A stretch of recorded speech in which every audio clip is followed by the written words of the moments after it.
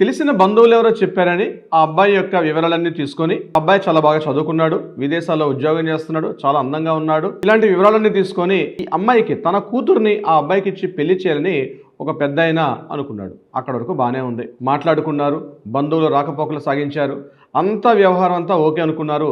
తరువాత ఒక fine day ఒక నిశ్చితార్థం, తన కూతుర్ని ఆ అబ్బాయికి ఇచ్చి పెళ్లి చేయాలని చెప్పి నిశ్చితార్థం కూడా చేసుకున్నారు. నిశ్చితార్థం చేసుకున్న తర్వాత బంధువుల్ని మిత్రులను అందరినీ పిలిచి చక్కగా గ్రాండ్గా ఒక సెలబ్రేషన్ కూడా చేసుకున్నారు. తొందరలోనే పెళ్లిని కూడా ఫిక్స్ చేసుకొని పెళ్లి ముహూర్తాల డేట్ కూడా ఫిక్స్ చేసుకున్నారు.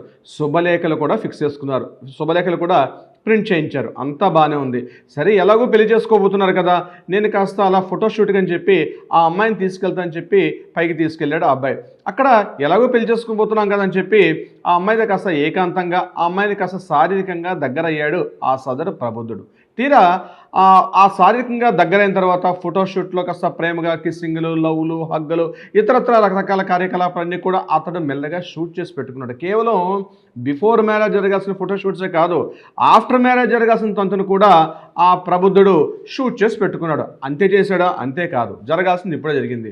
మీరు ఇప్పుడు కానీ కావాల్సిన కట్నం ఎంతైతే అడుగుతున్నానో ఇంతకు మించి మీరు డిమాండ్, నేను అడుగుతున్న అమౌంట్ మీరు ఇవ్వకపోతే ఇవన్నీ కూడా సోషల్ మీడియాలో పెడతాను, ఫ్రెండ్ సర్కిల్లో పెడతాను, ఇవ్వకపోతే మాత్రం నేను ఈ పెళ్లి కూడా చేసుకొని చెప్పి మొండికేసి కూర్చున్నాడు తోడేలు రూపంలో ఉన్నటువంటి ఆ ప్రబుద్ధుడు. ఎగ్జాక్ట్లీ కన్న కూతురు యొక్క జీవితం ఏమైపోతుందని చెప్పి ఆ తండ్రి కూడా అడిగినంత కట్నం, అడిగినటువంటి బంగారం, అడిగినటువంటి రకరకాల ఏం కావాలన్నీ కూడా ఇచ్చి చివరికి పెళ్లికి ఓకే చేసుకుందామని సిద్ధపడుతున్నాడు. ఇలాంటివి ఇటీవల కాలంలో మన జంట రాష్ట్రాల్లో కూడా చాలా ఎక్కువైపోయాయి. ఈ విషయం నేను స్వయంగా చెప్పింది కదండి, సాక్షాత్తు మన సిపి సజ్జనార్ గారే నేను ఒక ప్రెస్ మీట్ పెట్టి కూడా మాట్లాడడం జరిగింది. షీ టీమ్స్కి రోజు వస్తున్నటువంటి ఎన్నో రకాలైనటువంటి విషయాల్లో ఏదో లవ్ చేసి అమ్మాయిని ట్రాప్ చేసి రకరకాలుగా పెట్టి చేయడం ఒక విషయం అయితే, ఒక్కసారి అమ్మాయిని అబ్బాయిని తీసుకొని తెలిసినటువంటి అడ్వకేట్ దగ్గర తీసుకొని పూర్తిగా విచారించండి, ఆ అబ్బాయి జాబ్ చేస్తున్నాడా లేదా, కేవలం అందంగా ఉన్నాడు, అందంగా మాట్లాడుతున్న విషయం కాదు, ఆ అబ్బాయి యొక్క పూర్తి ఎంక్వైరీస్ తెలుసుకుని కానీ ఆ అమ్మాయితోటి నిశ్చితార్థం చేసే ముందే ఇవన్నీ తెలుసుకోండి. లేకపోతే రోజు రోజుకి పెరిగిపోతున్నటువంటి తోడేళ్ల రూపంలో ఉన్నటువంటి మానవ మృగాలు ఎక్కువైపోయినారు. మానవ రూపంలో మృగాలు వీళ్ళందరూ కూడా అంటారు. టీమ్స్ వాళ్ళు కూడా చెప్పే ఒక ఎంక్వైరీ నెంబర్ కూడా నేను చెప్తాను, కింద స్క్రోల్ అవుతున్న నెంబర్ని కాంటాక్ట్ చేయండి.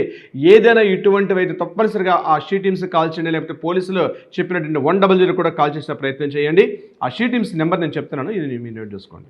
9490616555 ఈ నెంబర్ని ఇమీడియట్గా కాంటాక్ట్ చేసి మీరు ఇలాంటి సమస్యని కానీ ఇబ్బంది పడితే తక్షణం కాల్ చేసి కంప్లైంట్ చేసే ప్రయత్నం చేయండి. ఇటువంటి వీడియోలపైన మీకు సూచనలు సలహాలు కావాలనుకుంటే కింద స్క్రోల్ అవుతున్న నెంబర్ని కూడా కాంటాక్ట్ చేసే ప్రయత్నం చేయండి. Thank you so much my dear friends.